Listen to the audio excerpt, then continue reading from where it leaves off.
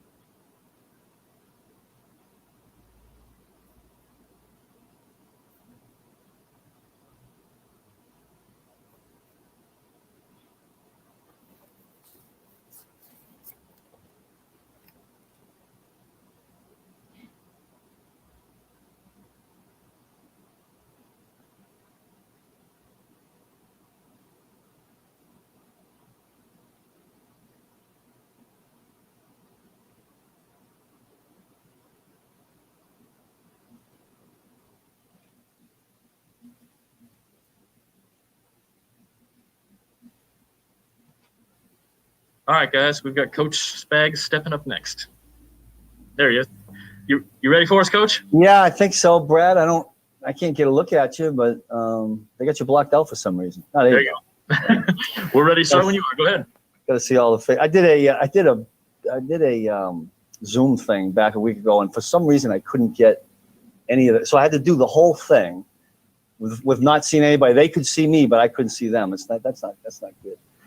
Listen, happy Thanksgiving. We just got done with our Friday practice, a little bit different. So with that, I'll just open it up. Ready to roll. Go first to Pete Sweeney. Go ahead, Pete. Hey, Coach. Hope you had a good short holiday there. You mentioned that you would speak about DeAndre Baker once he was officially with the team. I know he's on the practice squad. How long do you think it may take for him to maybe really contribute something for you guys? Yeah, I mean, I'll be honest with you. I won't even go down that road. That's really hard. I will tell you this, that I just grabbed them coming off the field to say, how'd your first week go? And he said probably the right thing. He said, Coach, you got a little bit better every day. Because, listen, we got to remember that this young man has not played football this year. It's different than bringing somebody else out from a practice squad or bringing from another team, excuse me. He hasn't had, we kind of threw him in the fire real early on the very first day, and I'm saying to myself, I don't know if that's really fair. You got a kink blanket miniature. It's going to take a little bit to get up to speed, and I think just his body getting ready to play the speed of football. So we'll take it slow. Next to Sam McDowell. Good, Sam.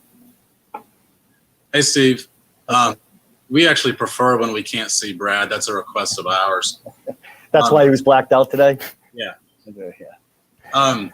I'm wondering, when you go back and look at the film of the Raiders game, how much of what you saw is maybe trends that you could see developing recently with your guys, and how much of it is just throwing away for a bad game? Everybody has a bad day sort of thing. Yeah, listen, that's how we were all very disappointed. I mean, we won the game and we're happy about that. The most important thing is to win. But we want to feel like we've contributed. I mean, if we don't give up, really realistically, if you don't give up that touchdown at the end that put them ahead, I think we would have felt okay. It's 24 points, and now our offense can do good with those points. But, we failed there, and everybody felt bad about that, and they kind of got some things early on us. That's a good football team, number one, good offense. So we knew it was going to be a challenge.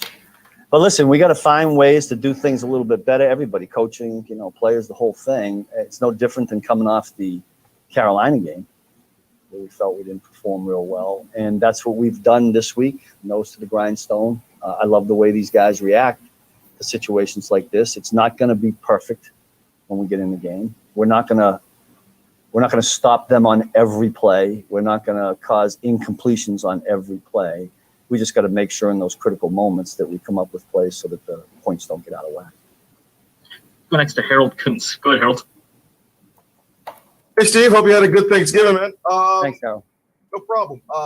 Tom Brady, a lot of players, Tyreek Hill referred to him as Mr. GOAT, if you will, and Patrick Mahomes was saying he's still at a good level, Andy Reid. But Eric Bieniemy always says your character is what you show on tape. And quite frankly, when you look at the tape of the game against the Rams, there look to be a few mistakes there. I'm just curious what you think of how Tom Brady is performing, what you're expecting from him, especially when you face him so much over your career. Yeah, listen, I still see the same guy. Now, you got to understand the lens I'm looking through is always looking at how good they are. Even if somebody makes a mistake or has a bad down, I mean, I'm washing that right out because we prepare against the player that's going to be at his best. I hope he's not at his best on Sunday, and when this particular individual is at his best, we all know what he can do and what he can be. I think, look at it, they're no different than defensively for us. You're learning everybody. They didn't have an off season. We didn't have an off season. It's everybody kind of working through the kinks. They have a receiver that got there 3 weeks ago. It wasn't the whole season. So I still see an extremely good football player that we need to worry about. Go next to Nick Jacobs. Go, Nick. Steve, Brad, I'll follow up with this. Steve, for you with a pass rush, do you feel like it's where it needs to be, or where do you need to go to kind of improve that aspect of your defense? Well, I mean, I think that always look, unless you're sacking them on every play, you're always looking for improvement. With pass rush, there's a lot that goes into it. Can the quarterback get the ball out quick because somebody's open? Is the offense you're going against, some of these West Coast offenses, really the Raiders in particular, it's a get the ball out quick.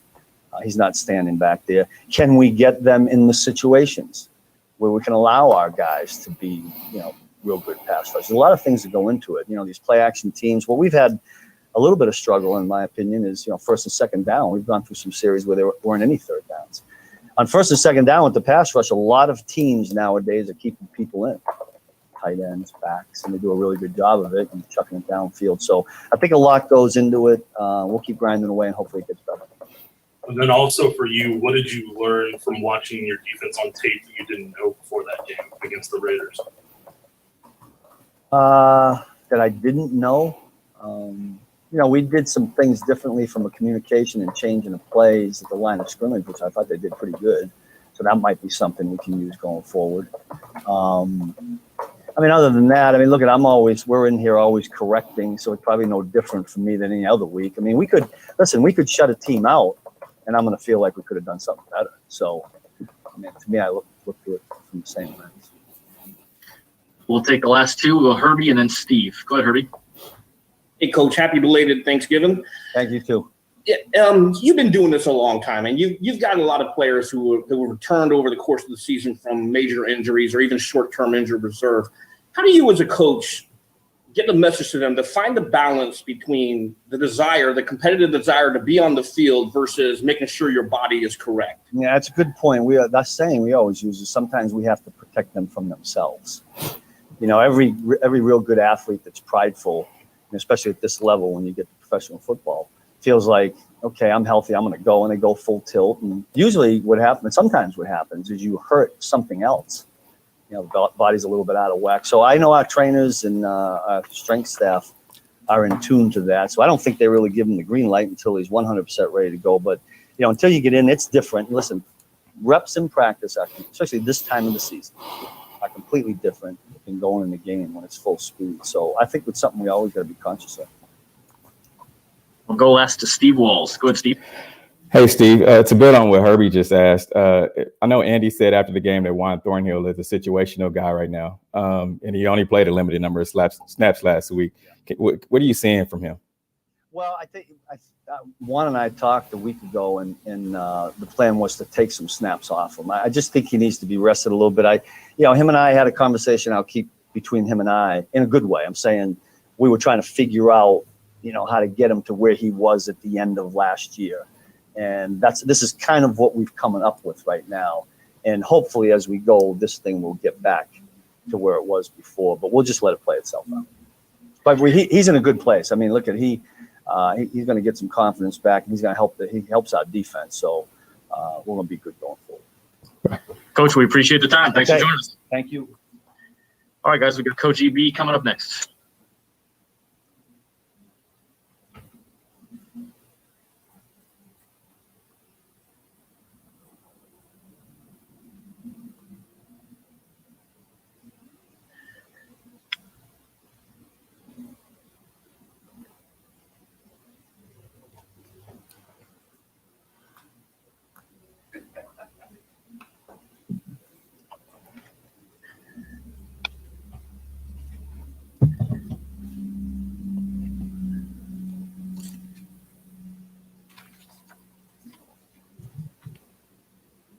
Coach, we are ready whenever you are.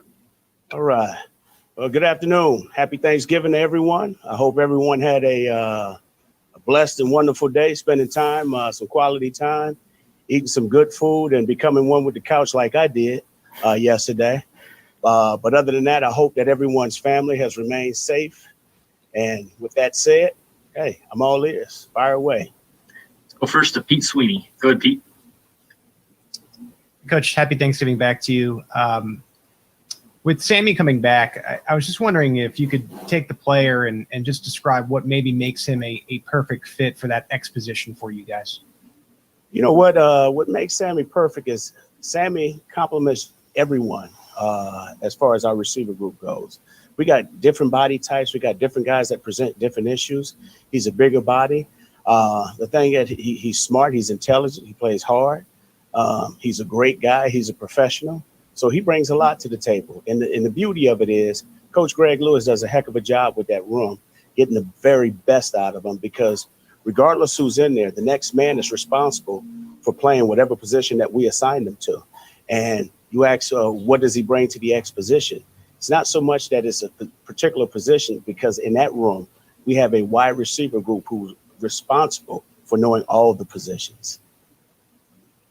Go next to Adam Teicher. Go ahead, Adam. Hey, Eric, wanted to ask you about offensive play calling. How many play calls do you guys make in a game that are based off the gut feel of Andy, of you, of any of the other guys, as opposed to maybe analytics or anything else you guys might have? Well, I think more than anything, our play calling is basically a collaboration on what we studied for the particular week. All right. On top of that, yes, we'll utilize our analytics. Mike Frazier does a heck of a job of updating us on things that are strengths and things that are weaknesses that are being presented to us. But on top of that, making sure that we're on top of it by collectively putting our guys in the right positions so they can go out and play. So is it a gut feel? Yes. On top of that, it's study, okay? And it's studying and preparing and making sure that collectively we're all on the same page as we come out of that meeting room, making sure we got the best guys in the right situations to go out and be productive to create the matchups that we want. Let's go next to Herbie Teope. Go ahead, Herbie. Hey, Coach, I want to ask you about your fellow Louisiana guy down there in Tampa Bay, Devin White. When you pop on that film and you see the things that he's able to do at the linebacker position, what makes him so dangerous? Devin White is a football player. He can run, he can tackle, he can cover. He does all the things that you ask him to do. And on top of that, you can see and feel the passion that he brings to that team. Those guys do a hell of a job. And so watching him play, it's exciting, but also, too, it's a challenge, because you know that he can cover a back, he can cover a tight end, and on top of that, he loves the pressure of the quarterback. So he's an all-around football player. You know, our guys have turned on the tape. I told them, hey, before you even take a look at what's taking place in the back end, let's make sure we're focusing on this front seven, because collectively, all right, this front seven is probably the most challenging one that we're going to face to date. And we'll go last to Nick Jacobs. Go ahead, Nick. Brad, I'll follow up with this. Eric, for you, what did you see from the offensive line against the Raiders? I saw a group that refused to be beaten. I saw a group that collectively stayed together. I saw a group that took a tremendous amount of pride and strain in the finish. And I saw a group that every time we took the field, that they understood that each and every play was by far the most important play. Coach Heck does a heck of a job of teaching those guys. Obviously, he's gotten the best out of them. But collectively, I think the leadership has been outstanding with those guys. But on top of that, they know that each and every week, the majority and the bulk of that game is going to be placed on their shoulders. And in order for us to have the success that is needed, they have to make it happen up front consistently. And when you're going against a Todd Bowles type defense, what characteristics normally stick out against them? Well, first of all, the thing that stands out is that they play hard and they play fast. And one thing, knowing Todd, you're going to see they're going to bring a collection of blitzes. Todd is very creative in what he does. I have the utmost respect for him. I have the utmost respect for him as a player. I've always had a great deal of respect for him as a coach. And he presents some issues. So it requires a lot of attention to be paid to, meaning our guys got to make sure that they're over-communicating clarity. They also understand what they're looking at. And on top of that, collectively as a coaching staff, we got to make sure that we're presenting and giving them the whats and the whys and the hows on how we're going to handle certain issues that present. Coach EB, we appreciate the time today. Thanks for joining us. Thank you. You guys take care. All right, guys, hang tight. We've got Alex Okafor coming your way next.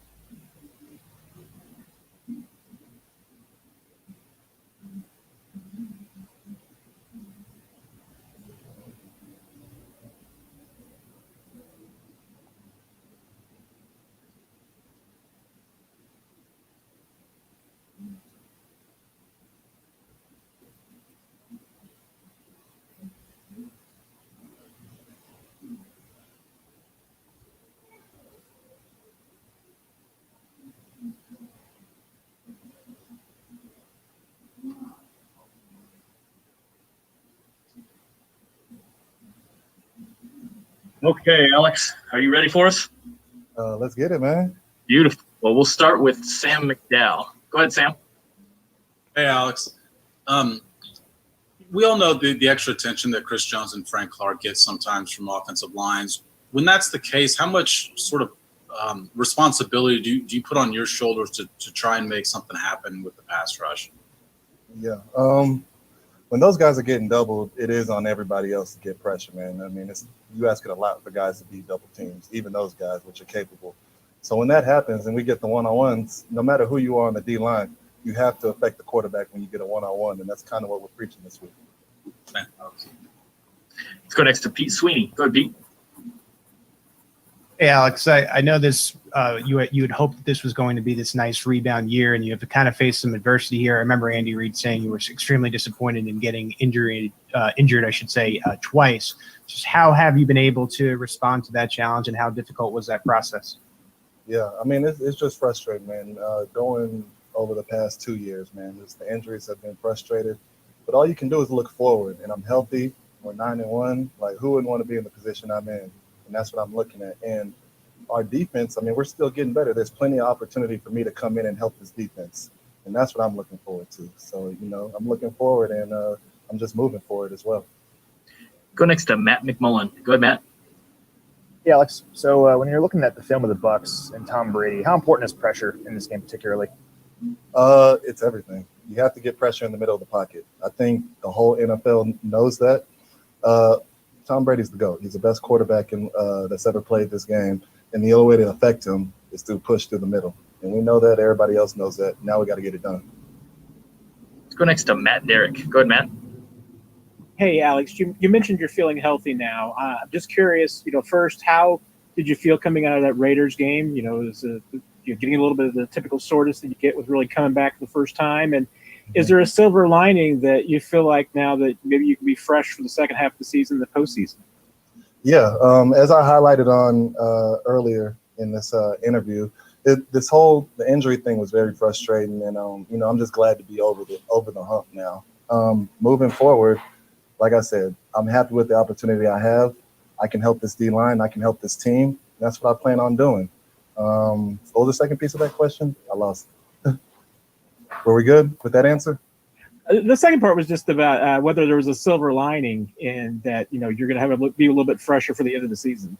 Yeah, absolutely. You know how it is. You get to this point in the season, it seems like everybody's missing a few pieces, especially along the offensive and defensive line.